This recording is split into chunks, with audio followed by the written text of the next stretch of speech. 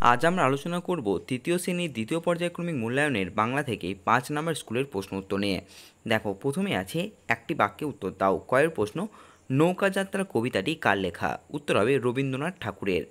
ক্ষয়ের প্রশ্ন, রামচন্দ্রের কাহিনী কোন বই পড়লে জানা যায়? উত্তর হবে বাল্মীকি রচিত মহাকাব্য রামায়ণ পড়লে। গয়ের প্রশ্ন, শরতের মেঘের সাথী কে? উত্তর হবে বলাকা। ঘয়ের প্রশ্ন, কুজন কি? উত্তর হবে কাকুলি বা পাখির ডাককে কুজন বলে। এরপরে প্রশ্ন, পর্যটন করেন যিনি তাকে কি বলা হয়? উত্তর হবে পর্যটক। 2 নম্বর প্রশ্ন আছে, দেখো বাক্য রচনা করো। তো উত্তরগুলি এখানে করে দেওয়া হয়েছে।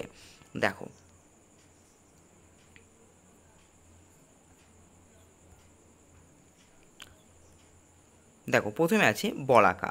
বলাকা দিয়ে বাক্য রচনা হবে, আকাশে এক ঝাঁক বলাকা উড়ে গেল। এরপর আছে অক্সিজেন। অক্সিজেন ছাড়া কোনো প্রাণী বাঁচতে পারে না। এরপর আছে মিছিমিছি। আমার বোন মিছিমিছি রান্নাবাটি খেলে।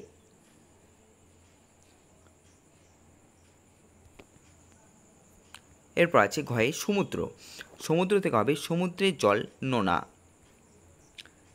এখন আমরা চলে আসবো 3 নম্বর প্রশ্নে। 3 নম্বর প্রশ্নে দেখো বর্ণ বিশ্লেষণ করো। তো উত্তরগুলি এখানে করে দেওয়া হলো। দেখো, দুপুরবেলা বর্ণ বিশ্লেষণ হবে, দয় হসন্ত যুক্ত হস্যু যুক্ত পয় হসন্ত যুক্ত হস্যু যুক্ত রয় হসন্ত যুক্ত অ যুক্ত বয় হসন্ত যুক্ত এ যুক্ত লয় হসন্ত যুক্ত আ। বাকি বর্ণ বিশ্লেষণগুলি তোমরা ভিডিওটি পজ করে দেখে নিতে পারবে। 4 নম্বর প্রশ্ন আছে, দেখো অর্থ লেখো। তো অর্থ লেখো, উত্তরগুলি আমরা এখানে দেখে নেব। দেখো, দুর্ভাবনা থেকে হবে খারাপ চিন্তা, পারিজাত থেকে হবে কাল্পনিক ফুল, ঝাপসা থেকে হবে অস্পষ্ট, দর্শনীয় থেকে হবে দেখার মতো জিনিস। এরপর আছে দেখো 5 নম্বর প্রশ্নে বিপরীতার্থক শব্দ লেখো। তো মিথ্যে থেকে হবে সত্য, বিরাট থেকে ক্ষুদ্র, শান্তি থেকে অশান্তি, ঘন থেকে হবে পাতলা। 6 নম্বর আছে কবিতাটি পড়ে বাক্য সম্পূর্ণ করো। কয়ের উত্তর হবে, আজ ঘুম ভেঙে দেখি বাবা ও মা দুপাশে দুজনে। ক্ষয়ের উত্তর হবে, পুতুলেরা টুংটাং নেচে ওঠে এ ঘরে। গয়ের উত্তর হবে, ওই দিকে শোনা যায় শিয়ারাম। ঘয়ের উত্তর হবে, ওই ঘরে জিজি বেঘরে ঘুমোয়। 7 নম্বর প্রশ্ন আছে, দেখো এলোমেলো বর্ণগুলি সাজিয়ে লেখো। তো কয়ের উত্তর হবে শীতকাল, ক্ষয়ের উত্তর হবে ডালগুলি, গয়ের উত্তর হবে বনভূমি এবং ঘয়ের উত্তর হবে জিনিসপত্র। 8 নম্বর প্রশ্নে আছে ঠিক উত্তরটি নিচে দাগ দাও। নৌকার মালিকের নাম মধু।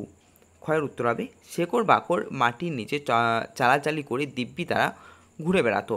এরপর আছে দেখো চারিদিকে ধু ধু করছে।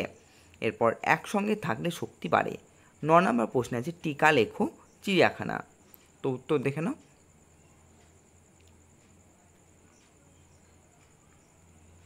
দেখো, চিড়িয়াখানা। লেখক তার আন্দামান অভিযান বইতে তাদের ডিঙি নৌকা আংড়েকে কেন্দ্র করে তৈরি হওয়া একটি বিচিত্র চিড়িয়াখানার বর্ণনা দিয়েছেন।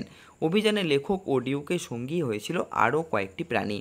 তারা হলো একটি ছোট পাখি, দুটো কচ্ছপ, এক পাল শুশুক। নানা রঙের মাছেরাই এই চিড়িয়াখানার সবচেয়ে বড় দর্শনীয় বস্তু ছিল।